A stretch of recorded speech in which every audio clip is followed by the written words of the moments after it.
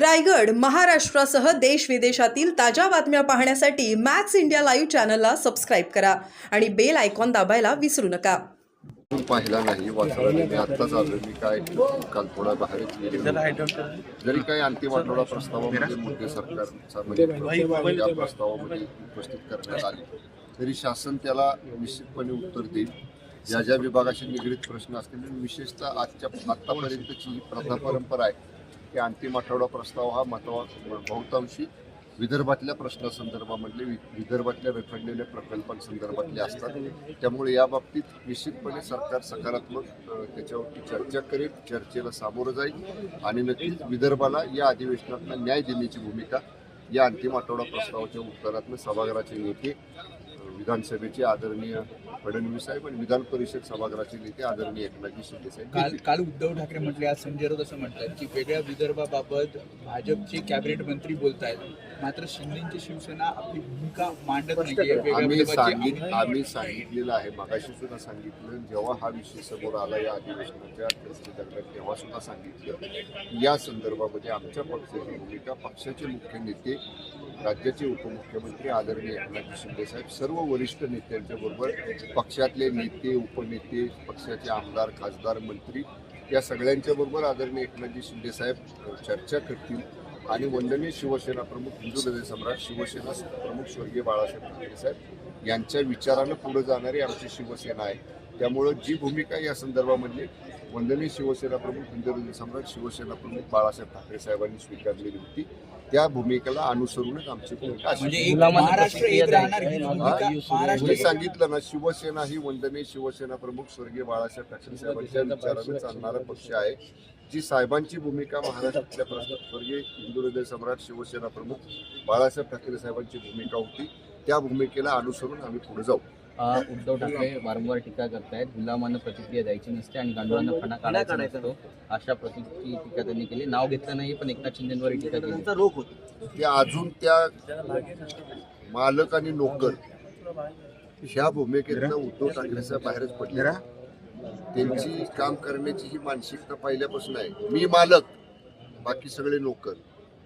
त्यामुळं ती भूमिका घेतल्यामुळं 2022ला काय अवस्था झाली की त्याने बघितली, 2024ला काय झाली निवडणुकी ते सुद्धा बघितली.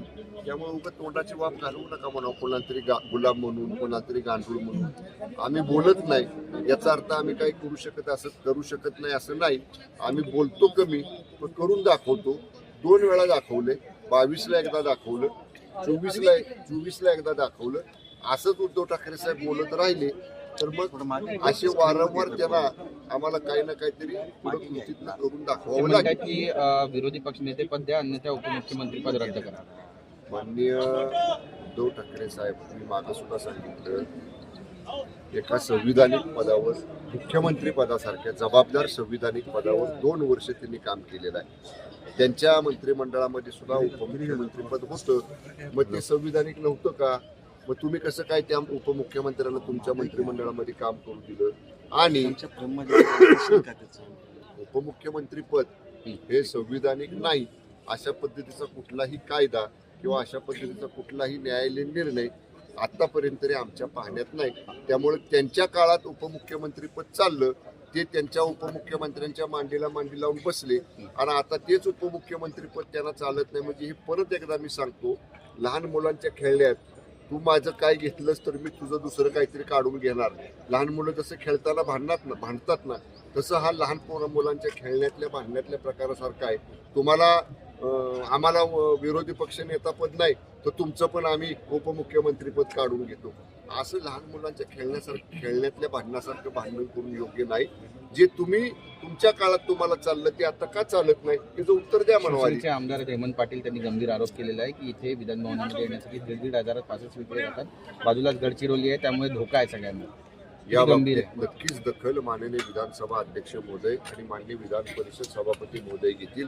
कारण हा सगळा परिसर, याचे कस्टोडियन, याचे प्रमुख हे माननीय पीठासीन अधिकारी साहेब असतात.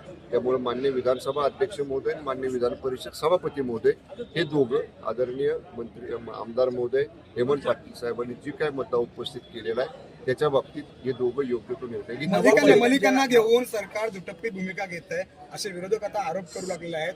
राज्य स्तरावरती मलिकांचा पाठिंबा चालतो, मात्र पालिकेमध्ये कुठेतरी नवाब मलिक नको कोण म्हटलं असं? असे विरोधक टीका म्हणू दे ना, मी काय म्हटलं तुम्हाला, विरोधकांचं कामच आहे हो टीका करायचं. नवाब मलिक साहेब ज्या राष्ट्रवादी काँग्रेस पक्षाचे जबाबदार नेते आहेत, पदाधिकारी आहेत, त्यांच्या बाबतीतली भूमिका त्यांचे पक्षप्रमुख, त्यांच्या पक्षाचे प्रमुख ही घेतील. आणि जी काय महायुतीमध्ये भूमिका घ्यायची ती महायुती म्हणून आम्ही एकत्र बसून घेऊ. ते पाठपुरावा करतात. ते पाठपुरावा शिवसेनेची भूमिका होती. नवाब मलिकांचं म्हणणं आहे की मुंबई महापालिकेचं नेतृत्व हे नवाब मलिक त्यांच्या पक्षाची भूमिका आहे ना. महायुतीची भूमिका आम्ही एकत्र बसून ठरवू ना. जेव्हा महायुतीची भूमिका ठरवण्यासाठी महायुतीच्या मुंबई महानगरपालिका निवडणुकीसंदर्भातली जी काय कोर कमिटी असेल किंवा जी काय प्रमुख नेत्यांवर जबाबदारी असेल, ही सगळी एकत्र बसतील आणि आमच्या तिन्ही पक्षातल्या प्रमुख नेत्यांशी चर्चा करून आमची भूमिका ठरवतील. बावनकुळे म्हणतात नवाब मलिकांसोबत कुठलीही चर्चा आम्ही करणार नाही, भाजप करणार नाही. म्हणूनच मी म्हटलं ना, भाजपची भूमिका झाली, राष्ट्रवादीची भूमिका झाली, शिवसेना सुद्धा शिवसेनेची भूमिका योग्य वेळी घेईल. ओके, धन्यवाद.